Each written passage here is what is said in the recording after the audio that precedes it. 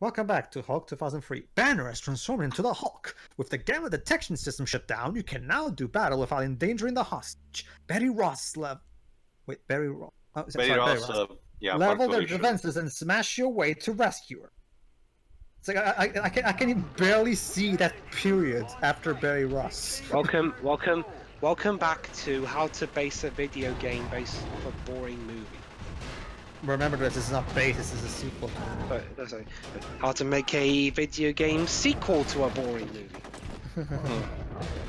Alright, so yeah, we've managed to infiltrate Alcatraz without being seen and disabled the detection system. So right after that we turned into the Hulk because we got angry because we found that Betty is the hostage. And now we're going to just destroy everything with the Hulk because that somehow will not get us detected and make them kill Betty. I guess they were preparing outer defenses more than inner defenses. Oh no, wait, Pedro, I've got another name for this game. What? How bored can you make Eric Banner, but not so bored enough as to actually still give a performance without falling asleep? Well, he's done good in other movies. It's just that this one, Eric Banner, just completely. He wasn't right. I mean, he was fine as in Star Trek. Well, and again, it helps that he had the equivalent of Speed as a director. You know, this game really needs By some... Speed, I mean the drug. You know, this game really needs some context. Are the guards working with the mutant dogs? Don't worry. Well, no, Java. We're actually going to get an idea of who, like, basically, Java. Let's just say Ravage is not working alone. I wonder if he's working with... No. He can't be working with him. He died in the movie. No. None of the characters from the... Well, aside from Banner, Betty, and an occasional mention of General Ross, and that's even just in speech anyway. None of the characters from the movie return. Like it's mostly their faces. Joe, this isn't Enter the Dragonfly. Villains who die don't come back from the dead for no reason. Jesus. Well, let's just say, Joe, but there's quite a lot more Hulk villains coming in. I get that. It's just like, well, mutant dogs were a staple created by his insane father, so. I thought you were going to say created by the insane Ang Lee. Which reminder, he's not even based on a comic book character. I actually checked it. Which is weird because you'd think that they'd have been basing his father off of the Absorbing Man. Or some Super Adam toy. Maybe that was the idea. It's just that they didn't mention the name Absorbing Man because, you know, they were trying to be dark and serious and shit. Anyway, yeah, we're going to learn. Well, let's think about this for a moment, Joe. This is a Hulk game that has a lot of villains from the comics. So in terms of picking one big leading villain, the leader, which makes sense. I mean, when you think of like the big bad guys of like a big conspiracy, when it comes to Hulk, is of course the leader. So basically, the leader is a villain who, much like Banner, in fact you saw the 2008 movie, right? Yeah. Okay, remember how that scientist got hit by gamma radiation as well, and his brain started growing, and then we just cut away from that guy? Basically, that's his name is Daniel Stern, right? Is your name? Yeah. Daniel Stern. Basically, that was Daniel Stern, and who is Daniel Stern? Basically, he's the character who, because of that incident that we saw in the 2008 movie, he becomes basically kind of an opposite of the Hulk. Whereas the Hulk is dumb and Samuel Stearns. Yeah. There you go. Thank you. Yeah. Because much like the Hulk is dumb but incredibly strong, the leader is kind of the opposite. He's incredibly weak, but at the same time he has a huge brain, and he's the most intelligent person on the, I wouldn't say the Marvel universe, but in general, but definitely the Earth. His big plan is that he wants to drain the Hulk's strength from his body and into him so he can become the most powerful being on the Earth. Because, well, the Hulk's strength combined with his brain, that would be... And another thing is that since it's a gamma brain, he can also do a lot of superpowers with his brain, like throw lasers from his head and shit. Yeah. Which he will do in the boss battle of this. So, is the leader mind controlling these guards to be working No, alongside? these are all... okay. I'll just say it now because it's like it's a bit faulty or anything. They're Gamma soldiers made by the leader. Basically, the leader is using the Gamma orb that Ravage stole to build a Gamma army so he can... What else? Take over the world. Of course. Yeah. So basically, it's disguised that they're Gamma soldiers, I guess. They're Gamma soldiers, it's just that, well, we never actually see them outside of their armor, so it's not like we know if they look... Well, actually, we do... Well, actually... Okay, how about this, Joe? Later on, we're going to actually see Gamma soldiers that look more muscular, that are far more advanced in terms of gamma radiation, so you'll be able to see their green... Yeah. My only problem is that as they are now, you could easily mistake them with the military guys. Yeah, the game does eventually explain that that's what's going on, it's just that it didn't do it yet. And it doesn't help that, we, not too long ago, were running from the military. Yeah, the game realized that it's kind of like the Mega Drive game, which I will also be doing at some point. Mega Drive also is kind of a similar thing, because the leader is also the villain in the Mega Drive game, and we're not fighting soldiers, we're fighting his robots. It's basically the usual excuse that I'm guessing Hulk developers do, because if they use human soldiers, they would just die in one hit. So they always use the leader has built these robots, or the leader has built these Gamma soldiers, just for the sake of having mooks that don't die with one punch. There you go. So yeah, the idea is to escape from Alcatraz. I'm getting bored already of this game, jeez. Yeah, the parts in. The problem with this game is that because of the simplistic fighting mechanics, it's much more tolerable when you're actually playing it rather than watching, because the gameplay is well fine. It can get pretty repetitive. It's like with the Transformers movie adaptation game. It's incredibly fun to play, because when you're playing it, you can wreck stuff up. But when you watch it, you realize that the battle animations are kind of simplistic and a bit repetitive. That's not to say that it's a bad movie adaptation. I mean, I dare say Transformers, the movie, the video game, especially the DS version, is actually one of the better adaptations. The DS version especially. But that's another tale for when we eventually get to those. A game where the handheld version is regarded as one of the better film adaptation video games based off of a movie. You're thinking something, Glibza? It reminds me of people's opinions on the Game Boy Advance version of Catwoman. Teenage Mutant Ninja Turtles, the 2007 game. Oh, I was also gonna say Catwoman as well. But Now, yeah. I've heard Catwoman, the game was pretty poor. I'm talking about the handheld version. I believe there was a hand. Or is that? Or is that Exorcist 7 I'm thinking of that had a well-regarded handheld game? I don't know. And besides, I reckon just as many people who went to see the movie bought the game, i.e., like all 80 of them. Which were we talking about? Exorcist 7 or Catwoman now? Catwoman. Oh, well, remember, Joe, X vs. Sever got a video game a year before the movie came out. Yeah. Didn't it end up having a good handheld adaptation? What, X vs. Sever? Yeah. Well, X vs. Sever was always on handheld. Remember that the first game came out a year before the movie, and it had its plot based on an earlier script draft, and alongside the movie, and it had a script more similar to the absolute mess that we got on screen. To answer your question, Jova, the 2004 Catwoman movie actually had, the 2004 Catwoman movie actually had a Game Boy Advance game. The other games were released on the GameCube, PlayStation 2, Xbox, and PC. And Big Shot, they sucked.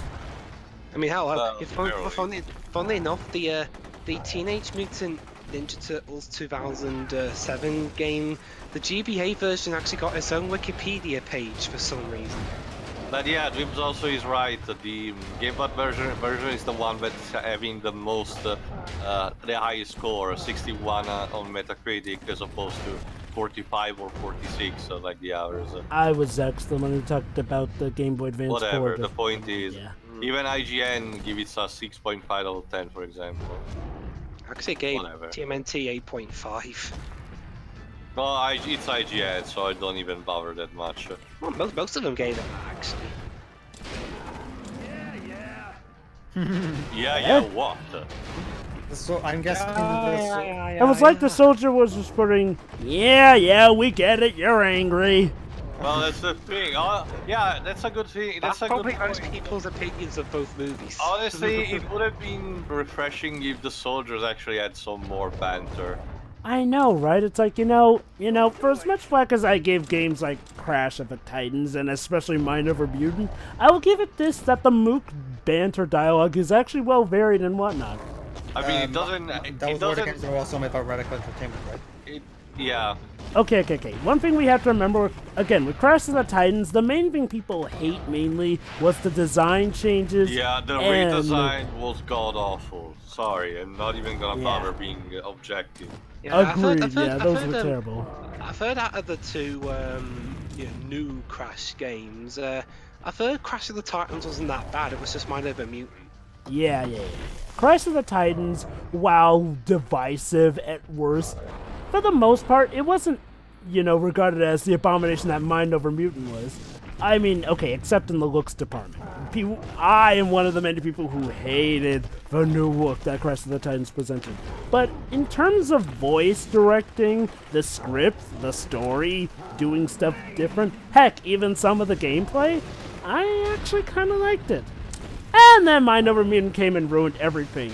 Whereas Crash of the Titans had a simple A to B situation, Mind Over Mutant gave us open world, but done terribly. Like, really terribly. Not just that, Jova. All the plots and subplots in the game are all over the place. There's Brio trying to be funny, but at the same time trying to be a villain, but he goes off like halfway through, I guess. Yeah. And then there's Nina, who's been kicked off the public school. There's also, and I can't believe this, lore building. Also, once again, Crunchy's mind controlled by someone else. I love how they act like that's a completely new thing for Crunch.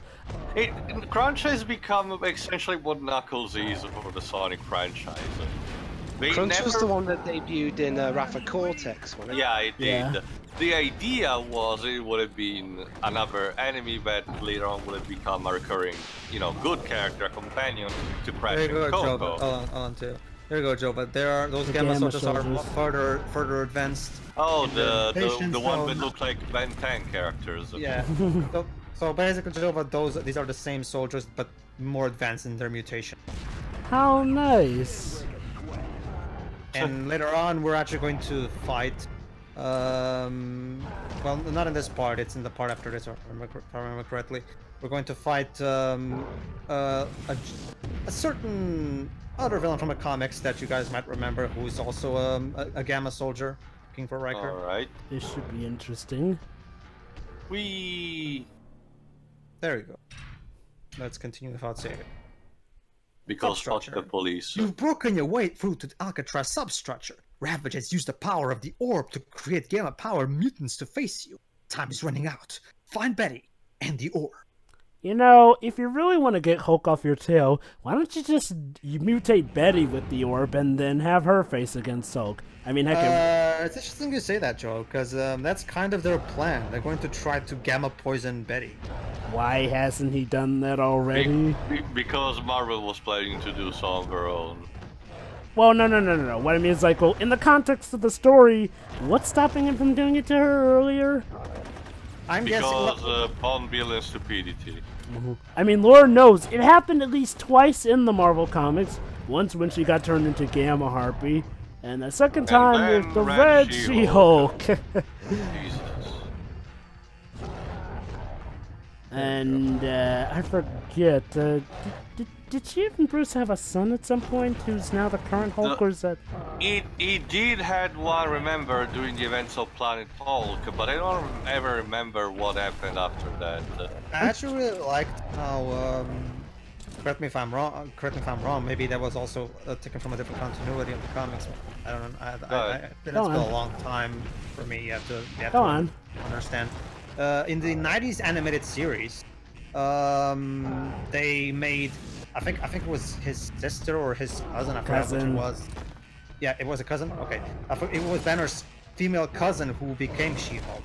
She was the same in the comics. Yeah. There you go then. That one's fine. That was fine. Yeah. No. I have no problems with She-Hulk. Especially because we went with a different complete direction almost entire. Despite her status of being a Hulk-like character, she's more like a joke. She essentially what is Deadpool today. She was used for breaking the fourth wall and having weird shenanigans all across the universe. Remember, she had several issues crossing over with US1. Yes. That was Marvel awesome. still treats it as Marvel treats it as canon. It even had Deadpool team up comic book recently. But yeah, She-Hulk essentially became her own thing. While at the same time, there were some stories where they used her Hulk-like super strength, stuff like that. The idea was that, unlike Bruce, she preferred her Hulk form because her problems were more self-image and whatnot. So, of course, she preferred being the towering tower of power that is She-Hulk, and she was awesome. See, the difference is that whereas with Bruce it was bouts of anger that turned him into the Hulk, with She-Hulk it's bouts of immense stress or fear that make her go all rage-like. Yeah, and in some cases she's stuck, she decides voluntarily to stuck in her transform states for a long time, for a lot of issues. And then Civil War II happened. Well, Jova, let's just go even before that with Avengers Disassembled. Wait, the movie got a sequel? I didn't know about it. No, obvious. No. Anyway, go on, Jova, but let's go back with the Avengers Disassembled instead. Oh! I hate bringing that up, but yeah, let's talk about that. Avengers Disassembled. In case due to a lot of side events that I'm not gonna bother telling you because it would take too much and it would be most annoying. Essentially a story called Avengers Disassembled that completely destroys the character of Scarlet Witch, the one that had, at least up until that point, transforms She-Hulk essentially in a ravaging beast that I think practically kills the Jack of Hearts character. And essentially, they also kills the second Ant-Man, the one that's also in the movie. I forgot what is Scott Lang. Scott Lang. Yeah, they also killed him. Thankfully, came back around because comic books. But it was a big thing at the time. So essentially, it was a comic only devoted to destroy the credibility of a lot of the characters that people grew up with. A thing that will become a big trend later on with Marvel, anyway. And again, one of these was She-Hulk being, due to the chaos, quote-unquote, energy of Scarlet Witch, being transformed into a ravaged beast that almost practically destroyed the mansion where the Avengers were in. Yeah. Stuff like that. Basically, dudes, before One More Day, before Civil War, the comic. Yeah. The Avengers Disassembled was the comic to hate in the Marvel Universe. So destroying the generators destroy also the turrets? Basically we're supposed to destroy the generators so we can open the door. Hulk is approaching the generators. The generator is losing power. Right. Sorry, Godzilla.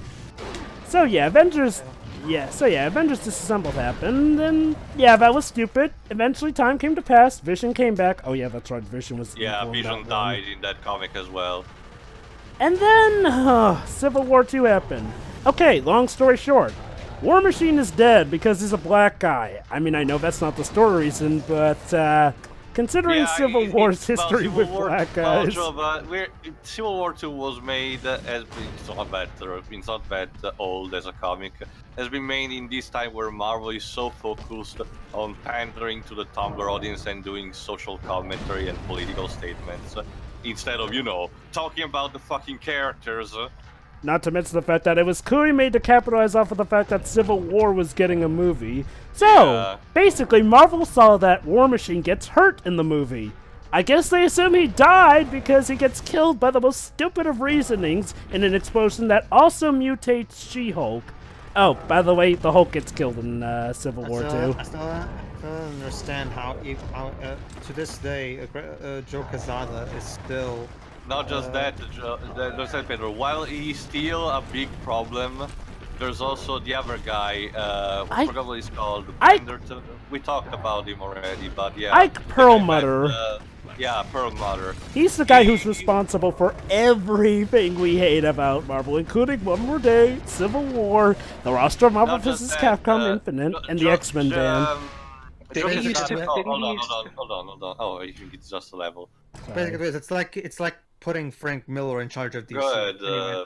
Madman has placed Betty Ross in the radiation chamber. Destroy the computer consoles to disable the chamber and save Betty. Once the consoles are destroyed, defeat Madman. Game, who's Madman? You haven't established that yet. There you go, Jova, there's Madman. I was gonna say,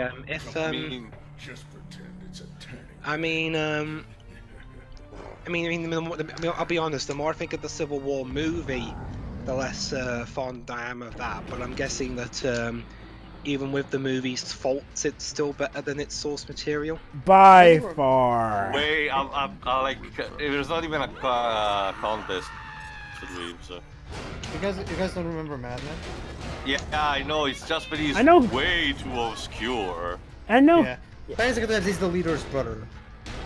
I know who Madman is. The problem is that the game literally. I don't even know who the leader is. Yeah. Now, here's the problem. In the context of someone who doesn't know much about Hulk, let alone comics, Madman wasn't even introduced in a cutscene. It's like immediately we get instructions to take down Madman, but dude, we didn't even get a cutscene showing him.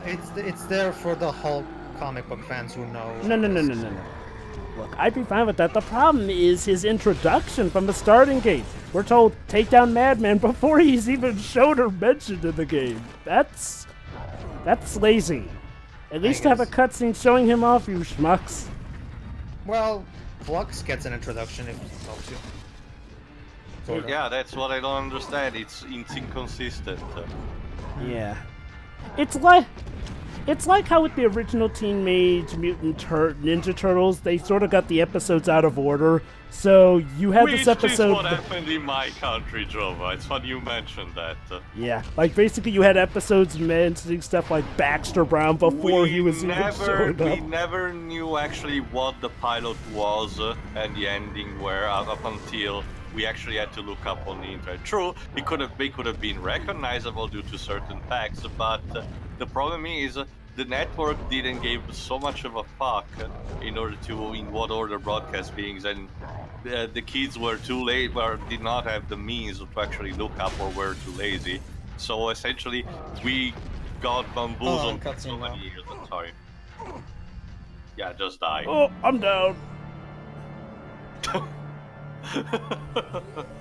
Betty! Okay, it's better going to be just as boring here as she was in the movie. I've been exposed. Oh no, she's been exposed to Gamma. That gave you mouth animation. She's been exposed to Jennifer Connelly. I like oh god. Well, her performance in the movie. You know. Be honest, Pedro. I don't think Connelly was on her A game during the No, I don't. Have I ever said otherwise? No one was on their A game during the movie. I like her. Danny Elfman, to be honest. I guess we'll see what happened to Betty in the next part.